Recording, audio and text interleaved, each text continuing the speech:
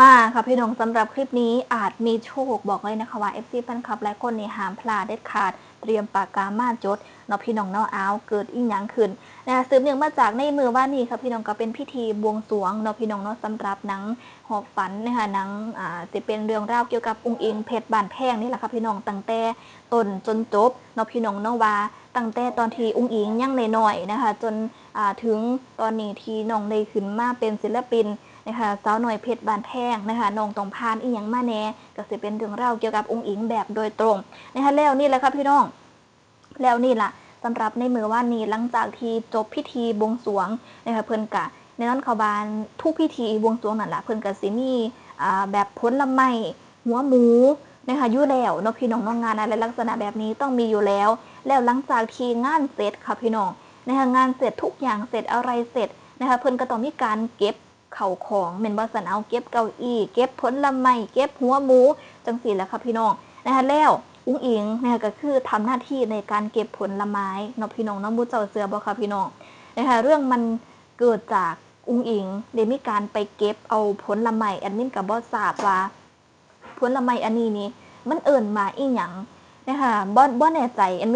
มินจำซื้อบ่ได้ค่ะพี่น้องว่ามันซื้อหยังสำหรับผลไม้อันนี้แต่อุ้งอิงหลังจากที่เก็บมาค่ะพี่น้องหลังจากที่เก็บเอาไปใส่ตะกร้าแม่หน่อยปรากฏว่าเห็นเป็นตัวเลขแบบชัดๆนะคะเดี๋ยวสิให้หลายคนไปเบิ่งคลิปนี้กันจักหน่อยสักก่อนเนาะพี่น้องเนาะเพื่อที่สิได้เห็นภาพที่ชัดเจนมากขึ้นนะคะเอาไปเบิ่งคลิปนี้กันมีว่าอยู่มันคือบ่ปิวคนเสียบไว้น่าเพิ่นเอาไม้เสียบไว้ไม่หน่อยเอา62ได้ไม่ได้เลข62ขนมปังโอ้โห2กับ37 8 37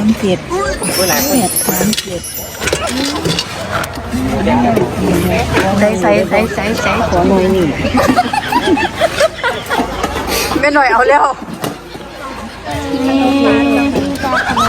ขนมหวานจะเทใส่อันนั้นด้วยลูก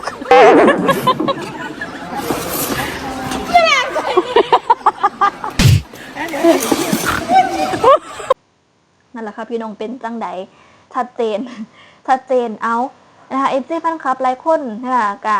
ลองซุ่มกันเบิงเนาะพี่น้องเนาะอาจจะเห็นคือจังแม่หน่อยก็เป็นไปได้นะคะนี่แหละค่ะพี่น้องในขณะที่อุ้งอิงเพชรบานแพงน้องได้มีการเก็บผลไม้ใส่ตะกร้าเนาะพี่น้องเนาะก็คือบ่ทราบว่าเก็บเอาไปกินหรือว่าเก็บหยังจังใดเนาะพี่น้องเนาะนะคะนี่แหละพ่อน้องเก็บใส่ตะกร้านะคะจะมีอยู่ผลไม้ชนิดหนึ่งที่อุ้งอิงเก็บแล้วมาใส่ตะกร้าแม่หน่อยบอกคักๆเลยนะคะว่าเอาอุ้งอิง62แม่หน่อยว่าจังสี่อุ้งอิงก็ว่าใสก็คือเป็นผลไม้ที่อุ้งอิงน้องจับขึ้นมานั่นแหละค่ะพี่น้อง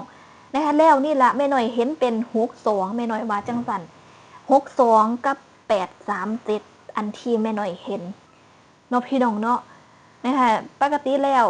ส่วนมากงานลักษณะแบบนี้หลายคนมักสิแห่ซูมดูตัวเลขจากผลไม้แน่จังสี่แม่มักสิมีเด้ค่ะพี่น้องนะคะแล้วแม่หน่อยเราต้องตาดีขนาดใดเราต้องเห็นเป็นเลข62นะคะแล้วมันจะบังเอิญอะไรขนาดนั้นเนาะพี่น้องเนาะคันเป็นคนอื่นนี่อาจจะบ่ได้สังเกตแต่ว่าอยู่ดีๆแม่หน่อยก็เห็นเป็นตัวเลขขึ้นมาจังสี่แม่เนาะพี่น้องเนาะคือแบบเตะตาแม่หน่อยเลยแม่หน่อยเห็นเป็น62กับ837แม่หน่อยก็เลยว่าขอลูกนี่อุ้งอิงนี่หัวบ่เศร้าเลยค่ะพี่น้องอุ้งอิงนี่หัวบ่เศร้าเนาะพี่น้องเนาะเอากาตามนั่นแหละค่ะพี่น้อง62กับ837อันนี้ก็แล้วแต่ FC แฟนคลับสิพิจารณาหรือว่าผู้ใดทีสู้เมืองแล้วเห็นเป็นตัวเลขใดก็ลองคอมเมนต์มาว่ามาจากกันใดแต่ว่าแอดมินก็บ่เห็นนำแม่หน่อยดอกค่ะพี่น้องนะคะมันก็เป็นในคลิปจังซี่แหมเนาะพี่น้องเนาะบ่ได้แบบเป็นภาพนิ่งเฮาก็เลยบ่สามารถที่สิแบบซูมเบิ่งคือจังเล่าได้หรือว่าผู้ใดที่เห็นแน่ก็ลองคอมเมนต์มาบอกจากันเบิ่งเนาะพี่น้องเนาะสำหรับมื้อนี้วันที่23พฤศจิกายนนะคะ2568ค่ะพี่น้องซึ่งก็ตรงกับวันอาทิตย์แล้วคันบอกว่าวันอาทิตย์ค่ะพี่น้องหลายคนอาจจะบ่พากันโฟกัสให้ความสนใจซะปานใดส่วนมากแล้วหลายคนก็มักสิให้ความสนใจทุกวันจันทร์วันพุธวันศุกร์เนาะพี่น้องเนาะเพราะว่ามักสิมีทางต่างประเทศแล้วนี่ล่ะสำหรับมื้ออื่นนี้วันจันทร์นะคะมีทางต่างประเทศค่ะพี่น้องนะคะไม่แน่อาจจะมาก็เป็นไปได้สำหรับตัวเลขที่แอดมินบอกเลยนะคะว่าสำหรับแม่หน่อย นะคะแม่น้อยนี่เราถือเลขมาหลายงวดแล้วเด้ค่ะพี่น้องสำหรับงวดก่อนนั้นนี่บ่แม่นเราถือคือกันบ่ค่ะพี่น้องเราก็ถือบ่แม่นบ่ค่ะพี่น้องแม่น้อยถือคือกันนะคะแล้วนี่ล่ะเล่าแบบสิว่าจังได๋ล่ะแล้วก็มักซื้อเนาะพี่น้องเนาะมักซื้อแล้วทุกครั้งก็ถูกอยู่ตลอดแล้วเราเห็นเป็นตัวเลขขนาดนี้ไม่แน่อาจจะมาก็เป็นไปได้สำหรับมื้ออื่นนี้นะคะอาจจะลองเอาไปเที่ยวทางต่างประเทศเบิงเนาะพี่น้องเนาะหาลางคนมักกันกะนี่ละเอาแนวทางมาให้หลายคนได้เบิงได้ติดตามกันเนาะพี่น้องเนาะเอานี่ละครับพี่น้องมาบอกถึงเรื่องหนังหอบฝันของอุ้งอิงเพชรบานแพงเป็นจังใดแน่นะคะเรียกได้ว่าในฝั่งของทางด้านน้องอุ้งอิงน้องพี่น้องเนาะนะคะครอบครัวของน้องพ่อเอกแม่น้อยนะคะบอสโจ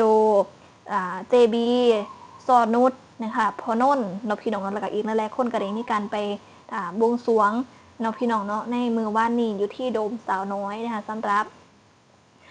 บรรยากาศกะถือว่าสิบาจังในละเห็นแล้วก็รู้สึกแบบยิ้มไปตามอุ้งอิงรู้สึกดีใจไปกับน้องเนาะพี่น้องเนาะที่เอิญว่าจังในละนะคะแบบชีวิตของน้องสิเดเฮ็ดออกมาเป็นหนังนะคะโอ้ค่ะพี่น้องการทีเรื่องราวชีวิตของผู้ใดผู้หนึ่งได้เอามาทำเป็นหนังนะคะมุ่งเจ้าเสือบ่ค่ะพี่น้องนะคะถือว่าศิลปินคนนั้นนี่หรือว่าบุคคลนั้นนี่เป็นศิลปินที่ดังเติบหนึ่งเลยค่ะพี่น้องเอาเมื่อเจ้าคิดเบิ่งคันเป็นคนธรรมดาเพิ่นสิอยากเอาเรื่องราวของเจ้ามาเฮ็ดเป็นหนังอยู่ตินะคะต้องเป็นศิลปินที่ดังเท่านั้นนะคะหรือว่าคนที่ดังเท่านั้นเพิ่นจังอยากสิเอาเรื่องราว